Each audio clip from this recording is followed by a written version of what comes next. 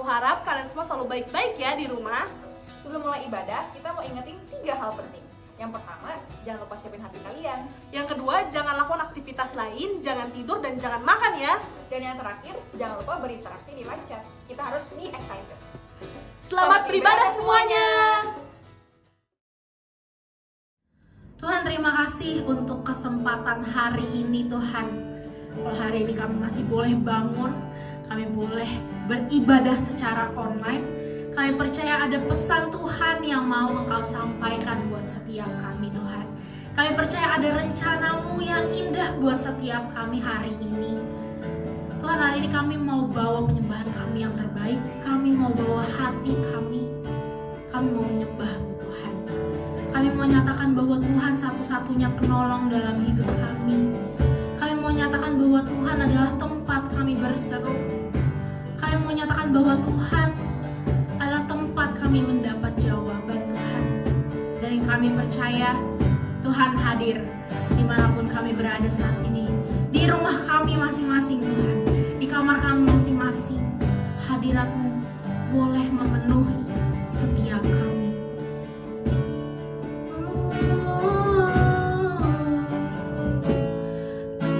Tuhan, penolong dalam hidupku, ku percaya hanya kepadamu. Kau pegang tanganku dan tuntun langkahku. Yesus, Kau perlindunganku. Kau Tuhan, kekuatan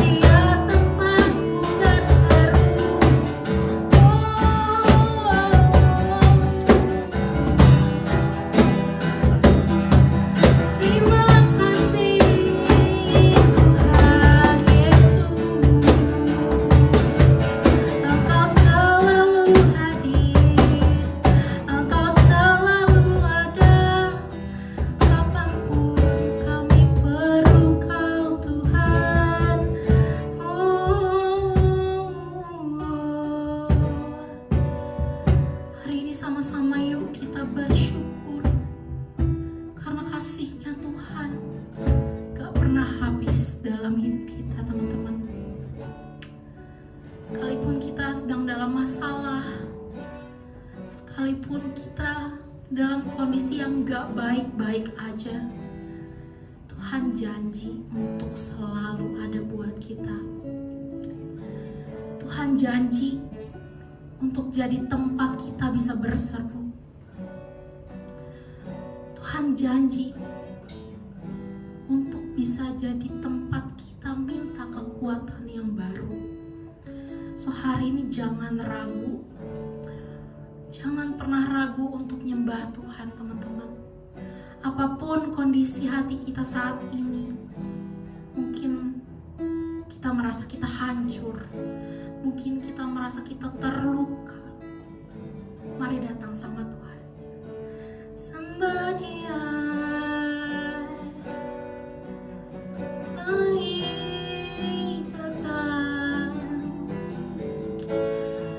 sebab Dia Allah yang dengar setiap seruan hatimu,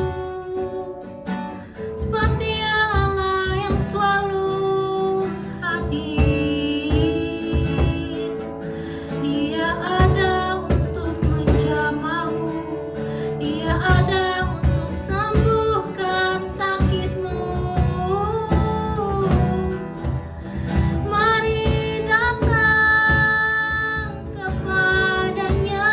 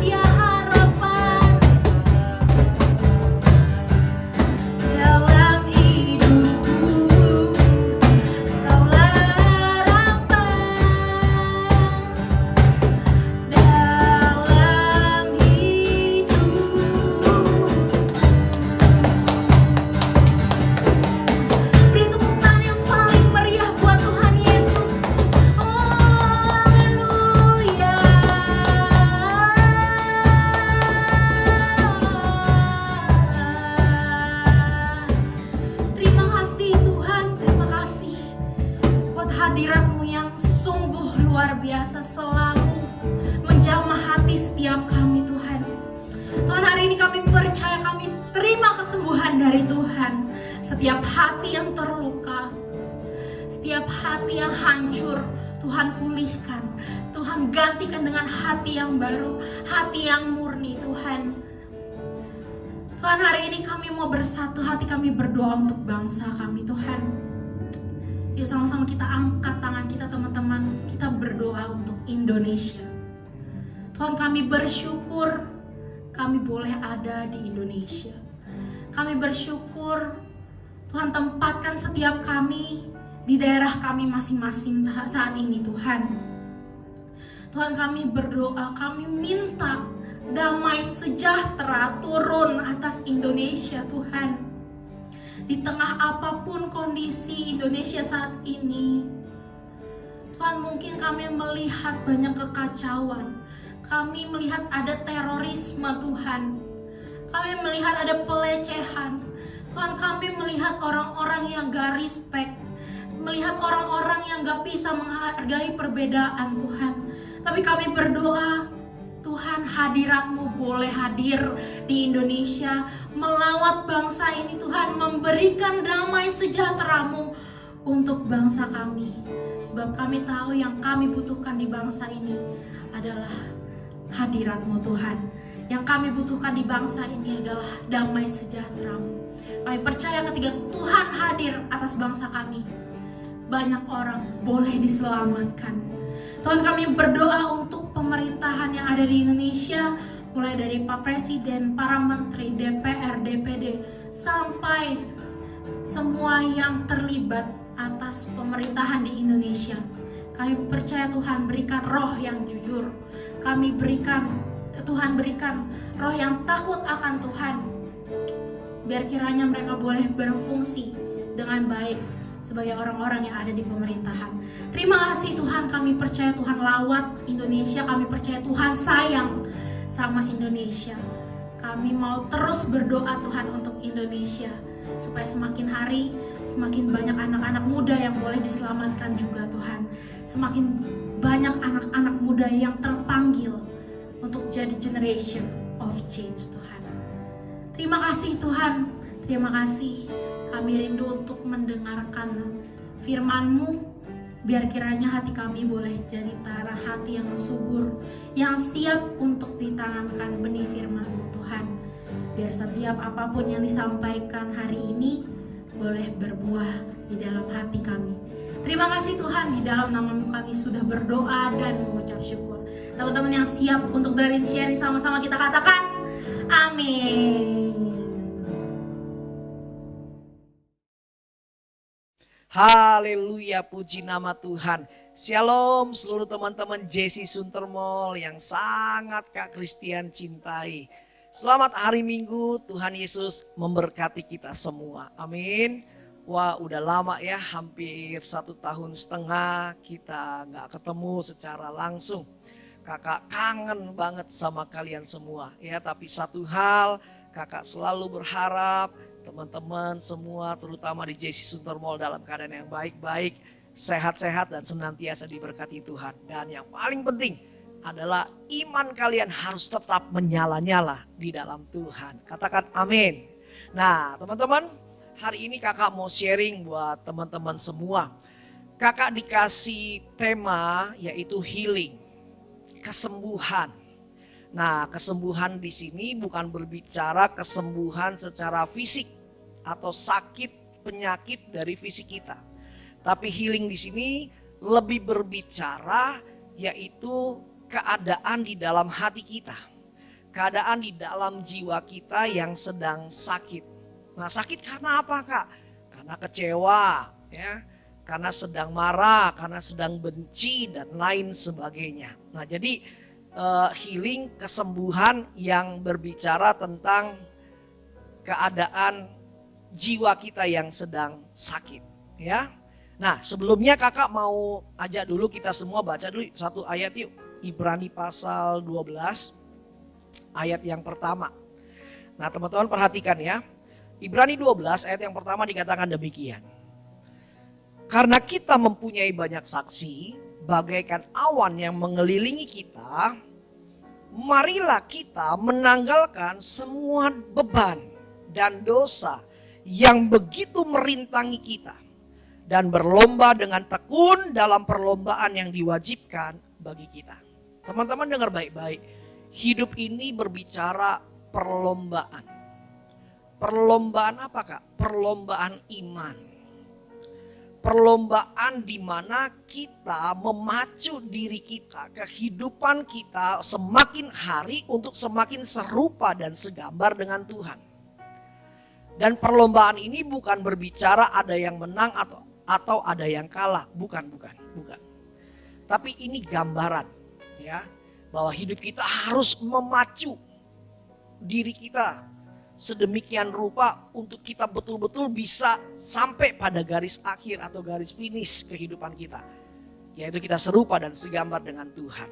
Nah, di dalam gambaran perlombaan ini dikatakan begini. Marilah kita menanggalkan semua beban dan dosa. Nah, perhatikan.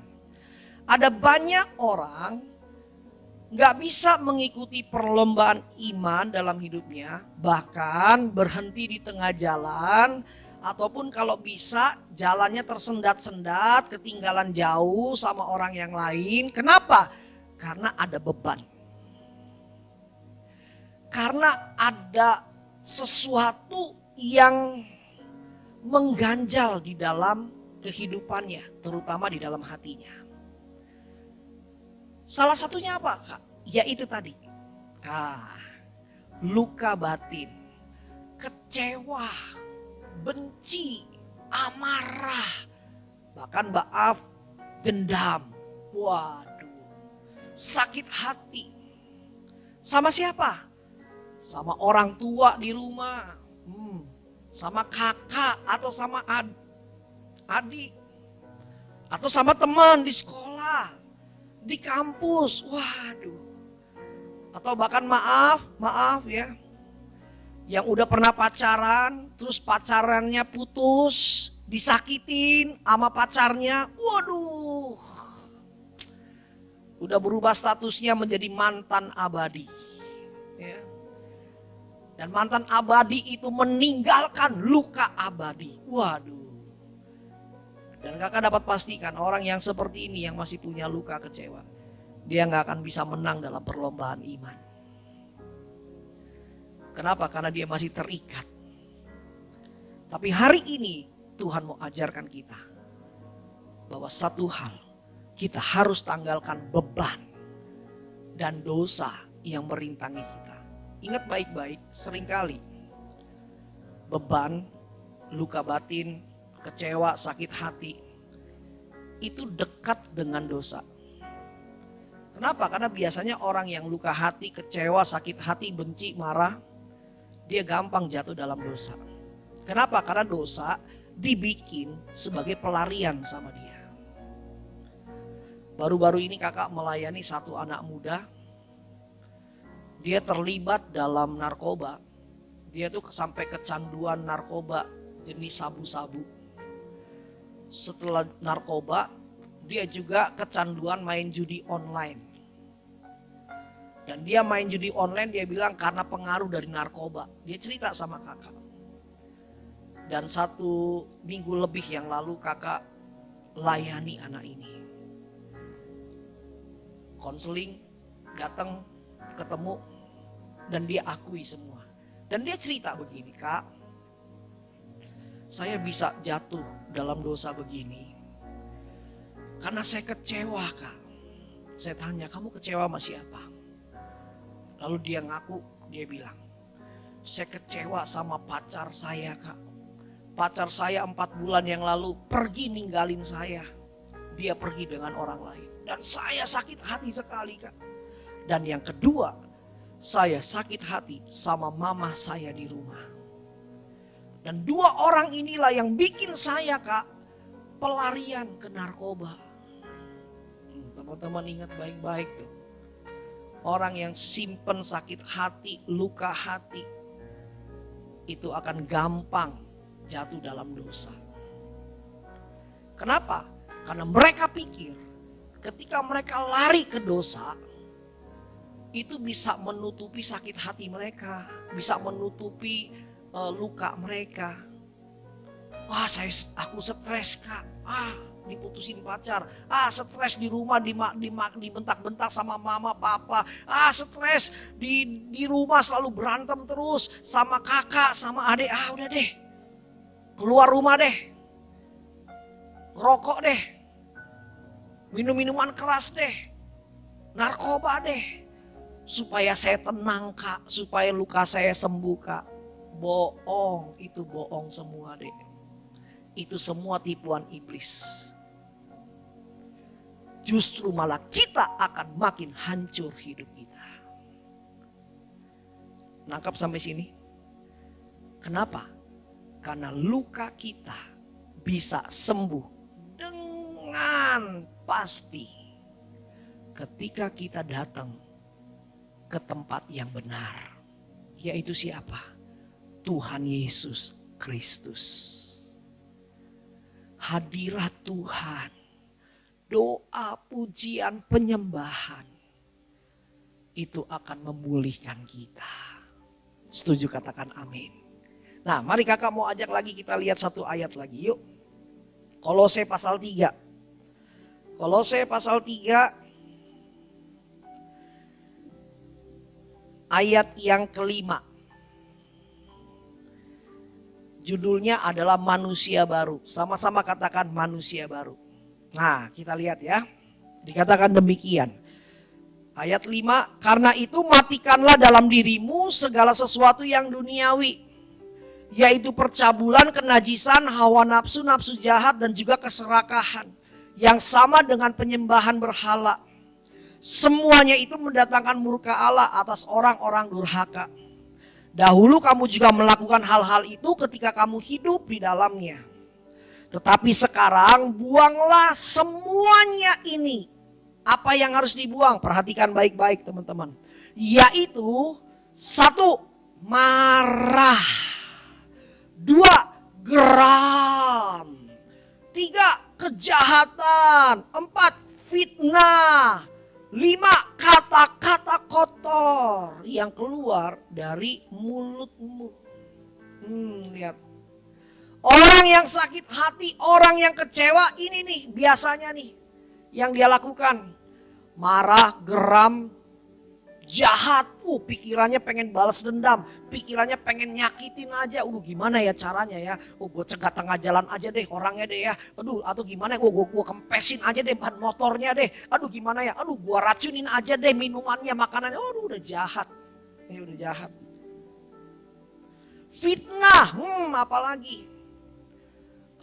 Gue kalau balas dendam, gue gak berani mukul dia, berantem dia. Gue fitnah aja deh, dia deh. Dia bikin berita-berita gosip, berita-berita miring. Lihat. Dan kata-kata kotor. Ini juga paling sering. Berapa banyak kita digangguin orang, disakitin orang, kita membalas dengan caci maki. Perkataan kotor. Semua kumpulan kebun binatang keluar semua. Kata-kata makian keluar semua. Nah, Tuhan bilang apa? Buang ini semua. Kenapa? Karena ini sampah dalam hidup kita. Tuhan pengen kita menjadi manusia yang baru. Ayat yang ke-9 Kolose 3. Jangan lagi kamu saling mendustai. Karena kamu telah menanggalkan manusia lama serta kelakuannya. Ayat yang ke-10. Dan telah mengenakan manusia baru yang terus-menerus diperbaharui untuk memperoleh pengetahuan yang benar menurut gambar haliknya. Teman-teman dengar baik-baik. Tuhan Yesus sudah mati buat kita. Minggu yang lalu kita merayakan Paskah.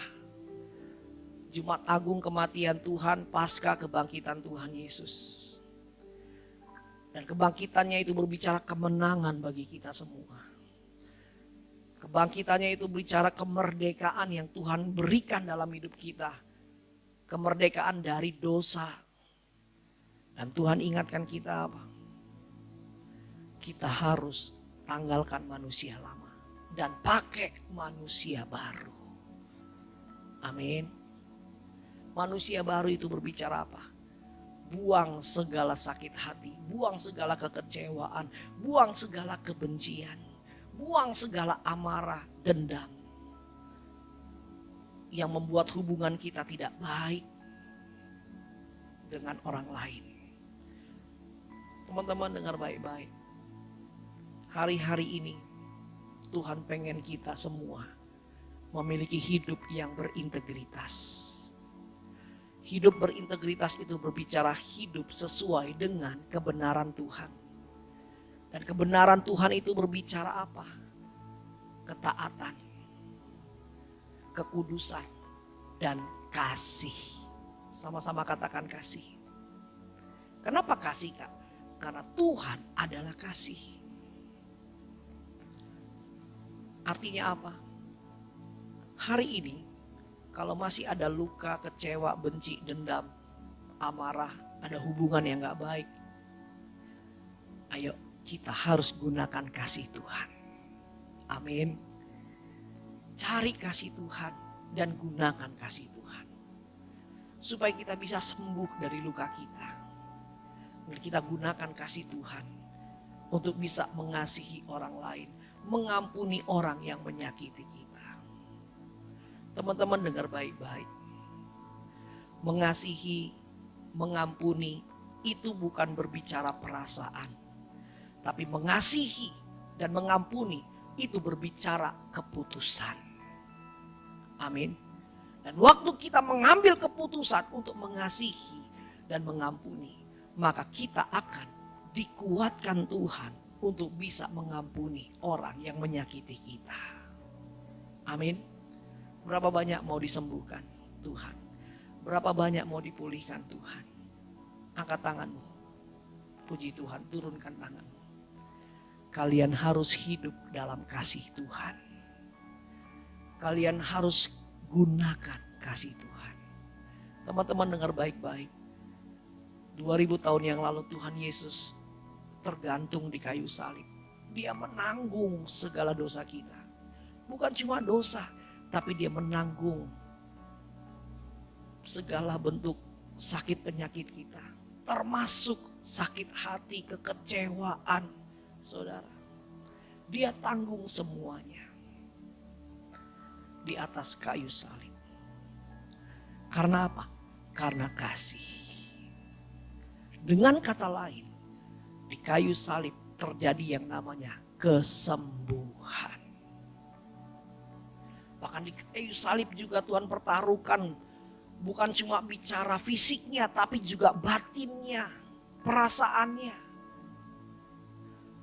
Dia disiksa dan juga diolok-olok, diejek, disakiti, dikhianati. Wah, semua jenis yang menyakitkan itu Tuhan tanggung di atas kayu salib. Supaya apa? Supaya kita sembuh. Amin.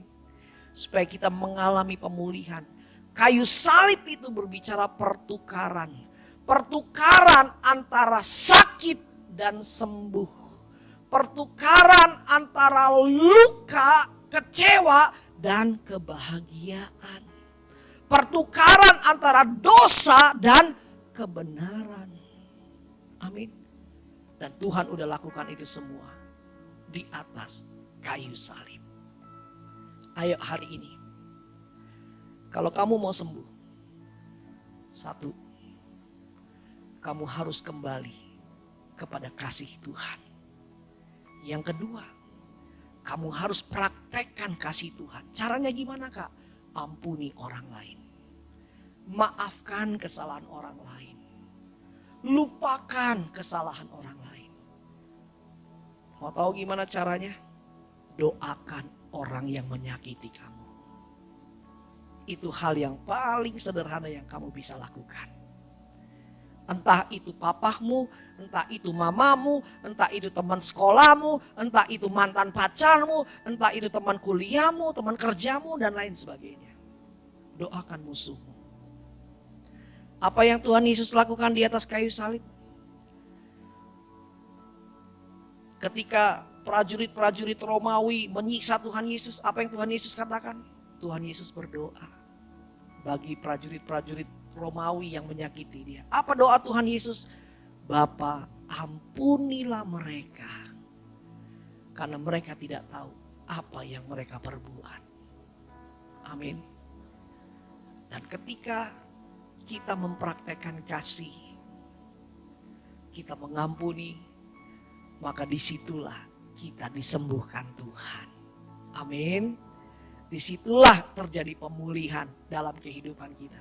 Dan setelah hidup kita disembuhkan, hidup kita dipulihkan, maka kita akan bisa kembali bangkit dan terus berlari dalam pertandingan iman, dalam perlombaan iman. Sehingga kita bisa mencapai sampai garis akhir. Amin. Tepuk tangan yang dahsyat bagi Tuhan Yesus. Mari kita berdoa. Tuhan, terima kasih untuk firman-Mu ya Tuhan. Oh ralaba syandalaba takaralaba. Hikaralama syandalaba takaralaba ralaba. Hikaralaba syandalaba takaralaba ralaba. Tuhan terima kasih ya Tuhan. Tuhan terima kasih. Tuhan sudah ingatkan kami ya Tuhan, bahwa di dalam Tuhan Yesus ada kesembuhan. Di dalam Tuhan Yesus ada pemulihan yang sejati. Tuhan, aku berdoa saat ini Tuhan, jamah anak-anak remaja-Mu ya Tuhan. Anak-anak perempuan-Mu, anak laki-laki-Mu ya Tuhan. Jamah Tuhan, jamah Tuhan. Yang sedang mengalami kekecewaan, yang sedang mengalami amarah, kebencian, dendam. Bahkan yang sedang mengalami rusaknya hubungan dengan orang tua atau teman-temannya ya Tuhan. Tuhan tolong jamah mereka, sembuhkan luka hati mereka Bapa dalam nama Yesus. Penuhi anak-anak JC Suntermol dengan kasih Tuhan. Penuhi dengan hadirat-Mu, penuhi dengan kasih-Mu ya Tuhan. Dan Tuhan mampukan anak-anak JC di Suntermol untuk bisa mempraktekkan kasih Tuhan. Mendoakan musuh-musuhnya, mendoakan orang yang menyakitinya. Mengampuni, memaafkan. Dan di saat itulah mereka disembuhkan oleh Tuhan. Supaya kami semua bisa bangkit dan terus berlari untuk menjalani perlombaan iman sampai garis akhir. Terima kasih Tuhan, terima kasih. Berkati anak-anak-Mu ya Tuhan. Dalam nama Tuhan Yesus kami berdoa dan mengucap syukur. Haleluya. Sama-sama katakan amin. Yuk teman-teman, kita angkat kedua tangan kita. Kita arahkan hati kita kepada Tuhan Yesus. Dan terimalah berkat daripada Tuhan. Generasi muda yang dikasihi Tuhan, saat ini terimalah berkat kasih karunia, sukacita, damai, sejahtera yang berlimpah-limpah. Yang berasal dari Bapa di surga melalui putranya yang tunggal Tuhan Yesus Kristus. Serta persekutuan yang manis dengan Roh Kudus. Turun atas setiap kita semua, memberikan kemenangan, keberhasilan, kekuatan, kesehatan yang sempurna mulai hari ini sampai Maranatha. Tuhan Yesus datang yang kedua kali menjemput kita semua di awan-awan yang permai. Bahkan sampai selama-lamanya. Yang percaya diberkati Tuhan sama-sama katakan amin. Tuhan Yesus memberkati. Wah, keren banget nih ibadah hari ini. Gimana Cipero? Pastinya seru banget dong. Sebelumnya kita ingin berterima kasih kepada Kak Christian yang sudah membawakan sharing hari ini. Dan teman-teman yang udah melayani hari ini. Nah, sebelum kita mengakhiri ibadah hari ini, kita mau ingetin beberapa pengumuman. Yang pertama, jangan lupa untuk ikut GOC Online Service minggu depan jam 10.15 di YouTube GOC Teens. Yang kedua, minggu depan kita udah masuk series baru nih teman-teman. Kalau kalian penasaran, jangan lupa pantengin terus Instagram kita. Yang ketiga, kami ingin mengajak setiap kalian yang belum tertanam di dalam Kul untuk ikut Kul kita. Caranya gimana? Silakan kontak di nomor yang tertera di layar. Dan pengumuman yang terakhir, kalau kalian mau memberikan persembahan, langsung scan QR Code yang tertera di layar ya. Sekian pengumuman dari kita tetap berdoa dan selalu berharap kalian tetap stay happy, stay safe, and stay healthy. Happy Sunday semuanya! God bless you all!